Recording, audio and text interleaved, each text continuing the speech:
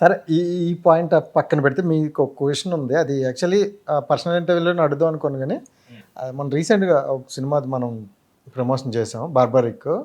అంటే song super వచ్చింది. Cinema కూడా బాగా వచ్చింది. బట్ ఆ డైరెక్టర్ విషయంలో చూసుకుంటే ఒక చిన్న కాంట్రవర్సీ నడిచింది. అవునవును. సో, అది నేను చూసి చాలా అంటే అతనికి మెసేజ్ చేశాను. మనం కాల్ చేసాం. బట్ కొంచెం బాధ అనిపించింది. దెన్ నెక్స్ట్ 2 డేస్ తర్వాత మనకి ప్రెస్ మీట్ ఉంటదన్నారు. బట్ అన్‌ఫార్చునేట్‌లీ క్యాన్సిల్ అయింది. సో, ఏంటి సడెన్‌గా అంటే సినిమాకి జనాలు రాలేదా? లేకపోతే అతను చెప్పు తీసి కొట్టుకున్నారు ఎందుకని? అంటే ఏం లేదు బ్రో. నాకు తెలిసిన విషయం ఏంటంటే ఆయన 2.5 ఇయర్స్ నుంచి ఆ స్క్రిప్ట్ మీదే ఉన్నాడు ఇంకా. అంటే ఫ్యామిలీ మిగతా పిల్లలు చాలా దూరంగా ఉండి చేసుకున్నాడు. అండ్ మీకు తెలుసు ఒక ప్రొడక్షన్ని మనం కథ చెప్పి ఒప్పించి ఒక సినిమా తీయాలంటే ఒక స్ట్రగుల్ ఉంటుంది. ఆ స్ట్రగుల్ అంతా ఆయనకు గుర్తొచ్చింది. అంటే ఎవరైనా సరే ఎందుకు బ్రో కెమెరా ముందు వెళ్ళి కొట్టుకుంటారు.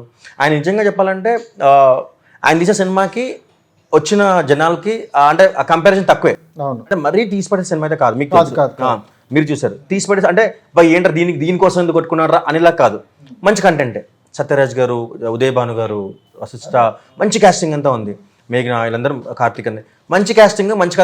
మంచి కథ చెప్తే జనాలు రావట్లేదేంటి అంటే ఆయన ఏంటంటే కొంచెం థియేటర్కి వెళ్ళి తన దగ్గర థియేటర్కి వెళ్ళి చూసినప్పుడు 10 మంది ఎవరో ఉన్నారు అంతే. అది ఏ డైరెక్టర్కైనా సరే తను ఇష్టంగా 3 సంవత్సరాలు రాసుకుని తీసిన సినిమాకి థియేటర్కి వెళ్ళిన తర్వాత ఒక 10 మందే ఉన్నారనేది ప్రొడ్యూసర్కి ఒక అంటే ఆయన సెల్ఫ్గా ఒక బాధపడతాడు. ఆయన చెప్పారు వీడియోలో కూడా, భయ్యా సినిమా బాగాలేదని నచ్చిందంటే అందరు బాగుందని అంటున్నారు, కానీ జనాలు లేరు. ఇప్పుడు సినిమా బాగుంది కానీ డబ్బులు రాకపోతే ఏంటి? ఇప్పుడు డబ్బులు రాకపోతే ఆ ప్రొడ్యూసర్ నుంచి ఆయనకి ఒక పిచ్చి ప్రెషర్ ఉంటుంది. అండ్ నేను నెక్స్ట్ ఆయన కెరియర్ అర్థం కాదు. ఇప్పుడు సినిమా ఎంత బాగుంది రిజల్ట్ బట్టే ఆ డైరెక్టర్ నెక్స్ట్ కెరియర్ ఉంటుంది. ఇప్పుడు మోహన్ సార్కి నెక్స్ట్ సినిమా ఉంటుందా అనేది ఆయనకి డైలమా వచ్చేసింది. అట్లాంటి ఒక సిచ్యువేషన్కి వెళ్ళిపోయినప్పుడు ఏమైపోయిందంటే తెలియకుండా సబ్ కాన్షియస్గానే ఒక వీడియో పెట్టేసుకొని ఆయన ఆర్డర్ మీకు సినిమా నచ్చకపోతే చెప్పుతో మీకు చెప్తాను కొట్టండి అని స్టేట్మెంట్ ఇచ్చారు. అంటే సినిమాలో కంటెంట్ ఉంది కాబట్టి ఆయన ధైర్యంగా అట్లాంటి స్టేట్మెంట్స్ ఇచ్చారు కదా. సో ఆయన ఎప్పుడైతే రిజల్ట్ చూసిన తర్వాత నిజంగా ఎవరు లేకపోయేసరికి ఆయన ఇంకా నా చెప్తే నేను కొట్టుకుంటాను, ఎట్లాగో మీరు ఇక్కడ చూడని ఎంకరేజ్ చేయరు, నా సినిమా ఇలాంటి సినిమాలు చూడరు, అది ఇలాంటి సినిమా బయట లాంగ్వేజ్లో వస్తే మీరు బాగుందని సంకలు గుర్తుకుంటారు అనేసి ఒక స్టేట్మెంట్ వదిలేరు. అదే టైంలో ఇంకొక సినిమా ఒక మంచి సినిమా యాక్చువల్లీ అది బాగా ఆడింది. అందులో పెద్ద మనకు తెలిసిన ఆర్టిస్ట్ ఎవరు లేరు, జస్ట్ నోన్ సినిమా లాగా అంతే. దానికి జనాలు వెళ్తున్నారు, నా సినిమాకి ఎవరు రావట్లేదని అప్పటికప్పుడు అంటే ఒక క్షణిక ఆవేశం అంటాం కదా, ఆ టైంలో జస్ట్ ఆలోచించుకొని చేసింది అంతే తప్ప ఆయన అట్లాంటి మనిషి కదా. నేను చాలా అన్ని సాంగ్స్ మనమే చేసుకుంటాను, చాలా ట్రావెల్ అయ్యాను. ఆయన ఎప్పటికప్పుడు మోటివేట్ చేసుకుని ప్రాక్టికల్గా ఉండే మనిషి మోహన్ సార్. అండ్ నాలెడ్జ్ కానీ అంటే భగవద్గీత మీద కానీ. అది ఇంకోటి చెప్పినప్పుడు నాకు అంటే చాలామంది చెప్పారు, ఆయనకు కూడా తెలుసు యాక్చువల్లీ. ఇప్పుడు టైటిల్ మైనస్ అయిపోయింది.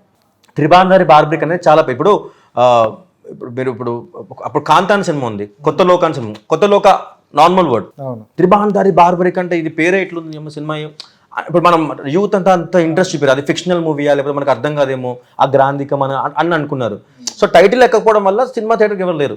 సో నాకు అర్థమైంది ఇప్పుడు ఈ చిన్న స్పేస్లో టైటిల్ నుంచే మన సినిమా ప్రమోషన్ స్టార్ట్ అవుద్ది. సో అదే బ్రో చిన్న స్పేస్లోనే జరిగింది, అది క్షణికావేశమే తప్ప ఆయన అలాంటి మనిషి అయితే అస్సలు కాదు.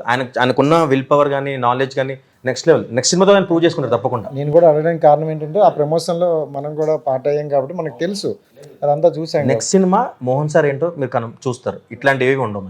Super thank you.